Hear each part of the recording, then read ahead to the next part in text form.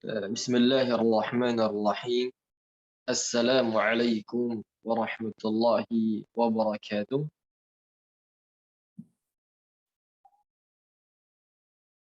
الحمد لله رب العالمين. الحمد لله الذي بنعمته تتم الصالحات. اللهم صل وسلم على نبينا محمد وعلى آله وصحبه أجمعين ومن تبعهم بإحسان إلى يوم الدين وسلم تسليما كثيرا.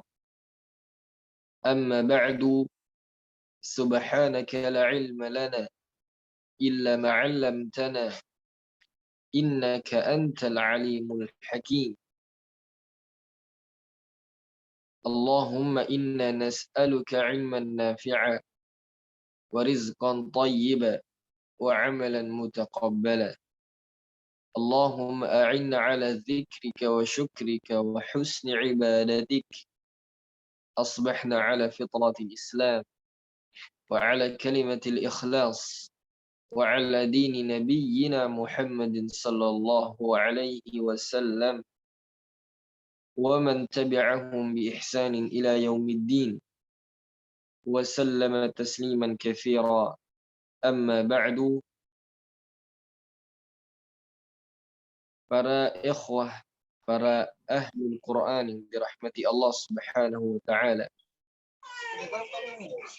Pertama, Kapan pinano? bila kita bersyukur kepada Allah Subhanahu wa taala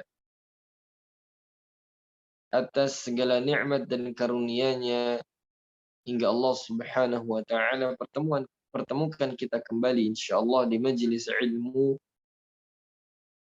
dan kita berharap kepada Allah semoga Allah Subhanahu wa taala memberikan kita keberkahan dan taufiknya untuk senantiasa istiqamah insyaallah di majelis ilmu kali ini. Dan alhamdulillah ini pertemuan perdana kita di bulan Ramadan. Mudah-mudahan ini menjadi permulaan yang baik dan mudah-mudahan insyaallah kita tetap istiqamah hingga kita akhiri bulan Ramadan yang mulia. Sebagaimana para ulama mengatakan, man sahhat bidayatuhu sahhat nihayatuhu. Barang siapa yang memulainya dengan baik, maka akhirnya pun akan baik. Kalau kita istiqamah insyaallah, ikutin majelis ini dan niat bulan Ramadan dan kita istiqamah, maka insyaallah kita akan mendapatkan hasil yang maksimal di akhir nanti. Insyaallah. Mudah-mudahan Allah berikan kita kemudahan insyaallah di dalam belajar ini, yaitu di majelis kita kali ini insyaallah. Para ikhwah sekalian, asatidzah dan ustadzat yang dirahmati Allah, sebelumnya juga kami minta maaf atas beberapa pekan kita libur sementara waktu karena ada beberapa agenda dan tentunya kita juga menyambut bulan Ramadan. Untuk itu kita sedikit pending insyaallah. Dan mudah-mudahan ini kita akan mulai kembali dan mungkin nanti akan ada sesi libur di dekat hari Id. Kemudian nanti insyaallah di bulan Syawal kita akan lanjutkan pembelajaran kita. Para ikhwah sekalian, bahwa kita akan masuk insyaallah taala pada majelis kali ini dua bab yang masih pembahasan di dalam al-muqaddimah fi ilmi tajwid. Muqaddimah di dalam ilmu tajwid.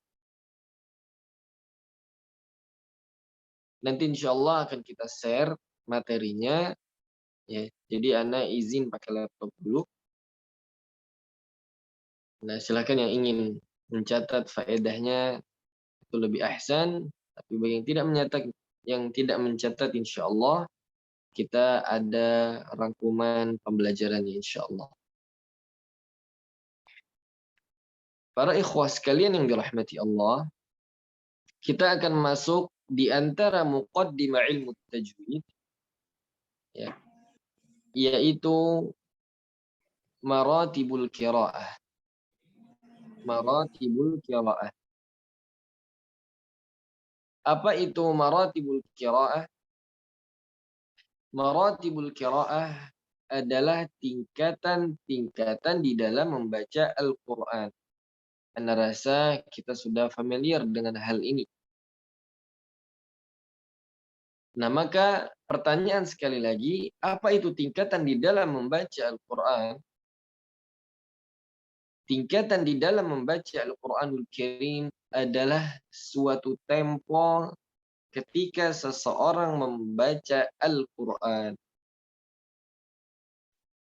Nah, yaitu sebuah tempo dikala seseorang membaca Al-Quranul Karim. Maka para ulama tajwid membagi maratibul qiraah menjadi 3 tingkatan. Yang pertama yaitu tempo yang lambat yang disebut dengan at-tahqiq. Kemudian yang kedua adalah tempo yang sedang yang disebut dengan at-tadwir. Sedang ini diantara lambat dan cepat. Ya. Adapun tingkatan yang cepat yaitu disebut dengan al-hadr. Al-hadru yang disebut dengan tempo dengan bacaan cepat. Maka inilah 3 tingkatan yang disebut dengan maratibul qiraah. Sebagaimana Al-Imam Ibnul Jazari rahimahullah pernah mengatakan di dalam Thayyibatun Nashr, di dalam kitab beliau, apa yang beliau katakan? Wa yaqra'ul Qur'an bitahqiqi ma'a hadrin wa tadwiri wa kullun mutabba' ma'a husni sawtin biluhunil Arab murattalan mujawwadan bil Arabi.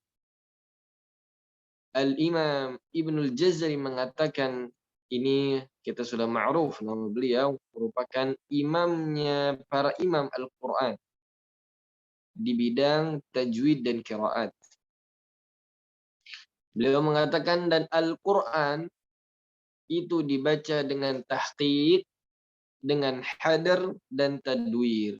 Dan semuanya harus mengikuti sesuai kaedah bacaannya. Dengan suara yang indah dan lahannya orang Arab secara tartil dan sesuai dengan kaedah tajwidnya dengan orang-orang Arab. Ini yang disebut dengan maratibul qiraah. Maka insya Allah kita akan masuk pada tingkatan yang pertama. Kita akan masuk pada tingkatan yang pertama, yaitu at-tahqiq. Apa itu at-tahqiq? At-tahqiq adalah al-qira'atu bita'udatin wa tami'nanin ma'al mubalaghati fil ityani bisyai'i ala haqqihi min ghairi ziyadatin wala nuqsan wala takallufin wa huwa yasluhu fi maqami ta'lim. Ini yang disebut dengan at-tahqiq menurut para ulama. Kita harus tahu bukan hanya sekedar baca lambat itu dibilang tahqiq, tidak. Tapi kita perlu tahu definisi lengkapnya agar kita tidak terjatuh di dalam kesalahan atau di dalam memahami tentang apa itu tahqiq. Yang disebut dengan tahqiq yaitu membaca dengan pelan dan tenang. Jadi nggak tergesa, memberikan sesuatu sesuai dengan haknya tanpa menambah dan menguranginya dan tanpa takalluf, yaitu menyusahkan diri dengan dibuat-buat. Dan bacaan tahqiq ini sangat cocok untuk proses di dalam belajar mengajarkan Al-Quran. Jadi poinnya, di antara bentuk kesalahan sebagian para pembaca Al-Quran, mereka membaca dengan bacaan tahqiq tapi mubalaghah. Mereka berlebihan.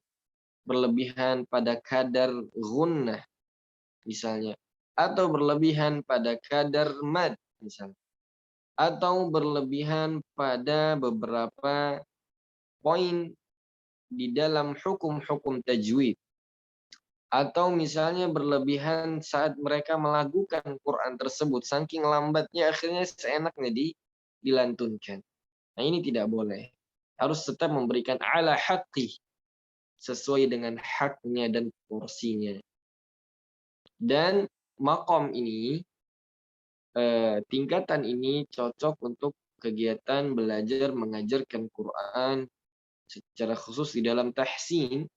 Ya, saat kita ingin mentahsinkan murid-murid kita atau ingin mentalqinkan murid-murid kita di tatkala ingin menghafalkan Quran, maka pakailah metode at-tahqiq. Jelas insyaallah saudara sekalian. Nah, kemudian poin yang berikutnya bahwa at-tahqiq itu para ulama memberikan karakteristik, ya. Jadi ada karakternya ternyata. Jadi ada ciri-cirinya yang disebutkan oleh para ulama tentang tingkatan yang lambat ini. Para ulama menyebutkan diantaranya mungkin ada 5 karakter tentang tahqiq tersebut. Yang ini mungkin jarang disebutkan di beberapa kitab tajwid ya. Nah, jadi perlu kita mempelajarinya agar saat kita mendengarkan siapapun yang membaca yang mengklaim bahwa itu adalah bacaan tahqiq, paling tidak kita mengenal ciri-cirinya, karakteristiknya. Yang pertama adalah i'ta'u kulli harfin haqqah. Bahwa bacaan tahqiq itu harus menunaikan setiap huruf sesuai dengan haknya.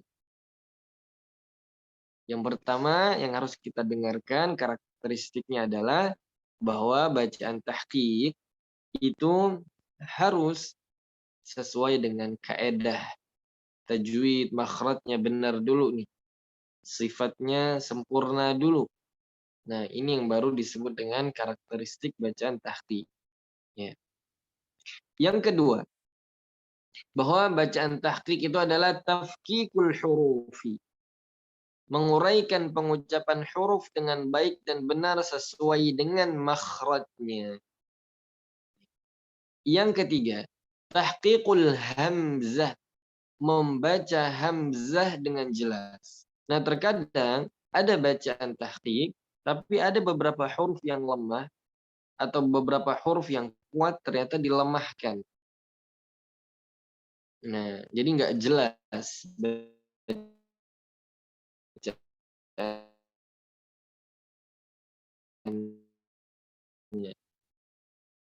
Jadi secara khusus pada hamzah jangan sampai kita baca misalnya ulaika, harus kita jelaskan ulaika, ika gitu ya. Atau wa ma unzil, wa ma unzil. Jangan sampai hanya monyong tapi hamzahnya nggak jelas. Ini yang perlu kita perhatikan bersama para asatidzah sekalian. Hayyakumullah. Yang keempat adalah taufiyatul ghunnat. Taufiyatul ghunnat, yaitu menyempurnakan gunnahnya. Nah, ini perlu diperhatikan. Jangan berlebihan, nggak boleh dikurangi. Ya, nggak boleh misalnya kita baca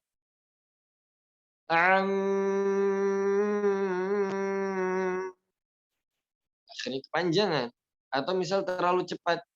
Amma yatasaalun. Ini nggak boleh juga. Jadi harus tepat. Yang terakhir adalah itmamul harakat, menyempurnakan setiap harakatnya. Yang disebut dengan tahqiq berarti dia harus paling sempurna harakatnya. Kenapa? Karena dia sudah membaca bacaan yang lambat. Jelas tidak sekalian insyaallah ya. Jadi inilah di antara karakteristik bacaan at-tahqiq. Ini perlu kita pahami bersama. Tapi ana tambahkan satu poin, bacaan tahqiq tidak akan sempurna kecuali dia karena sering kita sampaikan bahwa Al-Qur'an mutalaqqan 'anil a'immah. Al-Quran itu harus diambil secara bertalaqi dengan para ulama Al-Quran yang mutqin di dalam bacaan. Baik, para asatidzah, a'azzani Allah wa iyyakum. Kemudian saya tambahkan ada kesalahan yang sering terjadi pada bacaan at-tahqiq ini. Di antaranya adalah sering at-tamtiyit. Apa itu at-tamtiyit? At-tamtiyit adalah memanjangkan bacaan yang bukan pada tempatnya. Memanjangkan bacaan itu ada dua jenis. Yang pertama adalah memanjangkan atau menambah huruf secara berlebihan. Yang kedua, menambah harakat. Menambah harakat. Yang pertama tadi adalah memanjangkan atau menambah huruf. Yang kedua apa? Memanjangkan harakat. Kita ambil contoh misalnya. Kita membaca Bismillahirrahmanirrahim. Tapi ada yang membaca misal dengan kita bacaan tahqiq ini. Bismillahirrahmanirrahim. Nah, ini tahqiq, tapi kalau kita tahqiqnya berlebihan, terkadang terjadi apa yang kita sebutkan tadi dengan at-tamtid. Misalnya bismillah, bis. Ini penambahan. Harusnya bismillahi. Tapi kita baca dengan bis. Harusnya apa? Bismillahi. Jelas insyaallah ya. Ini di antara kesalahan. Atau di antara kesalahan juga saat membaca bacaan at-tahqiq adalah al-mubalaghatu fil ghunnah. Berlebihan pada bacaan ghunnahnya. Sebagaimana yang tadi kita sebutkan. Di antara karakteristik bacaan tahqiq apa? Bahwa kadar ghunnahnya harus tepat. Gimana caranya? Bertalaqi dengan para ulama.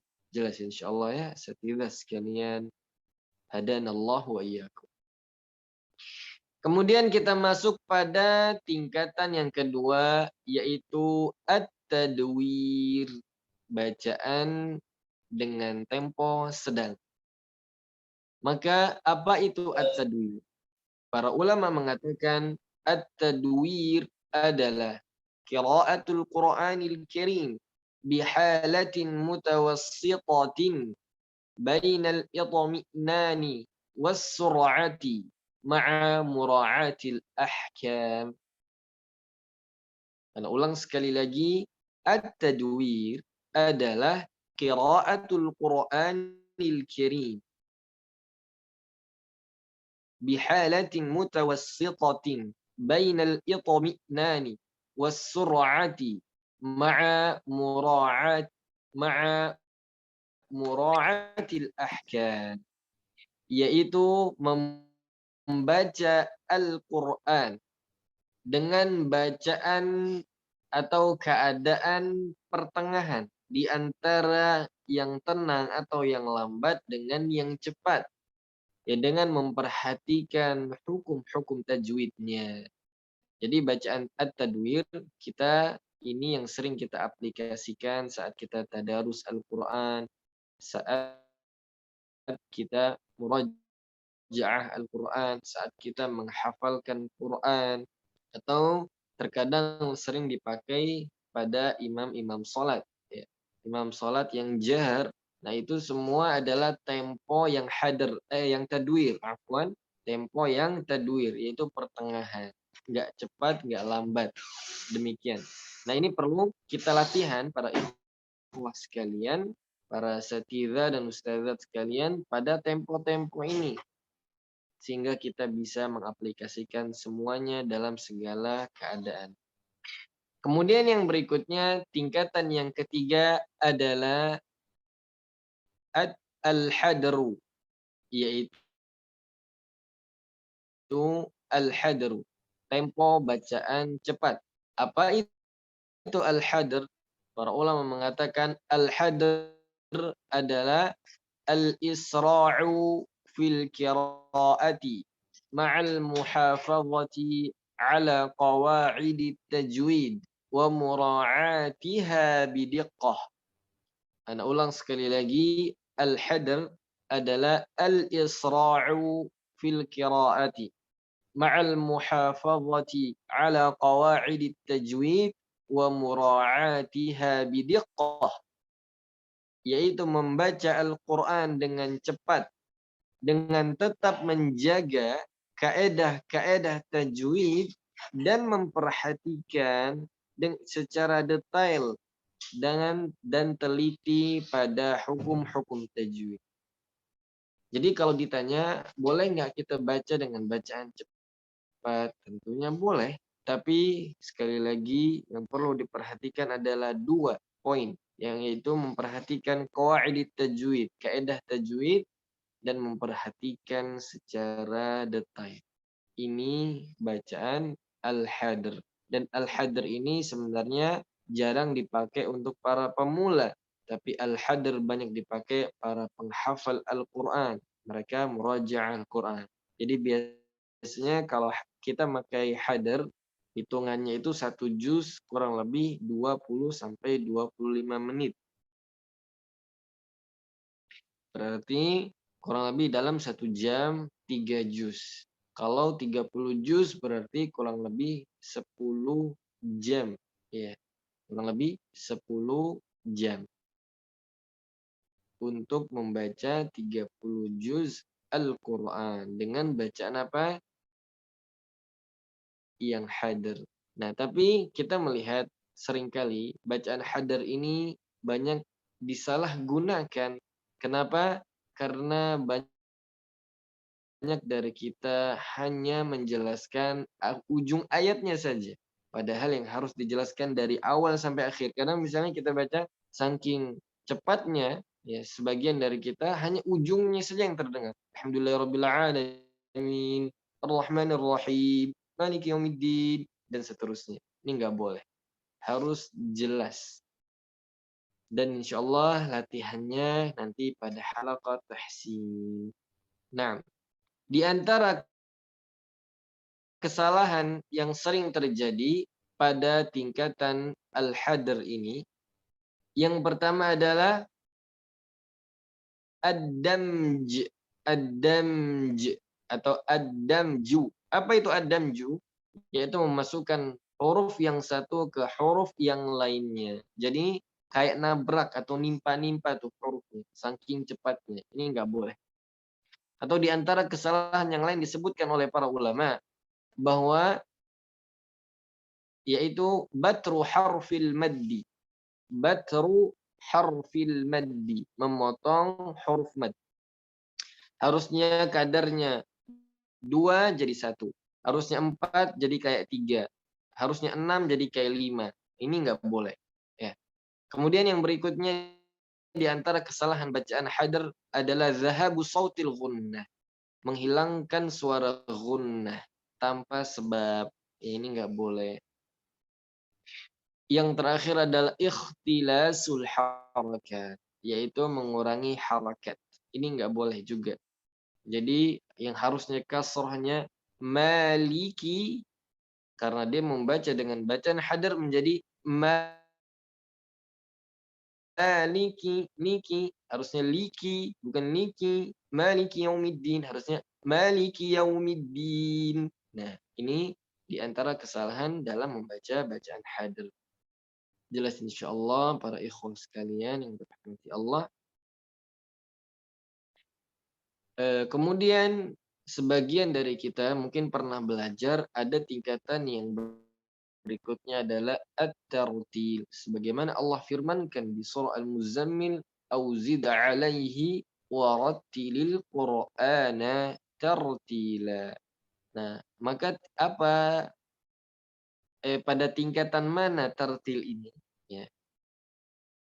Maka para ulama menyebutkan bahwa at-tartil itu adalah umumnya bacaan kita. Setiap kita wajib membaca dengan bacaan yang at-tartil. Baik pada tempo yang lambat, atau tempo yang sedang, atau tempo yang cepat. Jadi at-tartil nggak masuk pada tingkatan-tingkatan ini. Tapi semua bacaan harus kita baca dengan bacaan at-tartil. Sekali lagi, ana ulangi, semua tingkatan atau semua tempo bacaan Al-Quran harus dibaca dengan tartil. Kita telah jelaskan di awal pertemuan, Ali bin Abi Thalib radhiyallahu anhu katakan makna tartil adalah tajwidul huruf wa ma'rifatul wuquf. Membaca kaedah setiap huruf dengan tajwid dan mempelajari kaedah waqaf di dalam Al-Quran. Jadi tartil bukan termasuk dari tingkatan, tapi itu merupakan gambaran bacaan. Kita harus membaca dengan bacaan yang at-tartil. Baik para ikhwah sekalian, para asatidzah yang dirahmati Allah Subhanahu wa taala. Kemudian kita masuk pada bab al-lahan yang waktu itu sempat kita kaji, tapi kita belum sempurna ya. Maka untuk itu insyaallah kita akan mengkaji tentang al-lahan ini. Ini pembahasan lahan ana sedikit jabarkan agar pembelajaran kita ini lebih banyak faedahnya insyaallah. Ana rasa mau yang pemula ataupun yang sudah pernah belajar kita kembali mengkaji, mudah-mudahan ada faedah baru yang bisa didapatkan insyaallah taala. Karena ini pembelajaran intensif. Ya, kita katakan ini pembelajaran akan berkelanjutan. Jadi, asatidzah sekalian yang dirahmati Allah, untuk mengingatkan kembali juga bahwa ini bukan hanya sebatas daurah yang akan ada ujungnya, gitu kan. Yang terkadang mungkin sebagian dari kita menganggap yang penting dapat sertifikatnya. Tapi sekali lagi kita niatkan forum majelis kita ini adalah pembelajaran kelas. Seperti layaknya kita sekolah atau kuliah, ya ini pembelajaran yang sifatnya berkelanjutan. Nah, maka sebagaimana perkataan yang tadi kita sebutkan, man sahhat bidayatuhu sahhat nihayatuhu. Barang siapa yang awalnya baik, mulainya dengan semangat yang baru, mulainya dengan konsisten, maka insya Allah ujungnya akan dapat keberkahannya insya Allah. Jadi jangan hanya anggap ini pembelajaran yang sifat daurah yang akan berakhir gitu. Jadi kalau dari sekarang kita nggak ikutin kelas atau nggak istiqomah, maka nanti akan kerepotan, akan tertinggal banyak faedah dan materi ya karena ini mahal. Untuk itu ana menasihati untuk diri kami pribadi dan para ikhwah yang ana cintai karena Allah, maka perhatikan majelis ini insyaallah agar nggak putus ilmunya. Baik, kita akan masuk pada pembahasan al-lahan. Apa itu lahan? Dan lahan juga sekali lagi termasuk dari al-muqaddimah fi ilmi tajwid. Termasuk muqaddimah di dalam ilmu tajwid yang harus kita kaji bersama. Bahwa al-lahan adalah al-mailu 'anis shawab. lahan itu secara bahasa adalah kesalahan atau penyimpangan dari kebenaran. Lalu menurut para ulama tajwid, apa itu lahan? Lahan adalah al-khata'u fi tilawatil Qur'an. Kesalahan yang terdapat di dalam membaca Al-Quran. Kesalahan yang terdapat di dalam membaca Al-Quran. Ini yang disebut dengan lahan.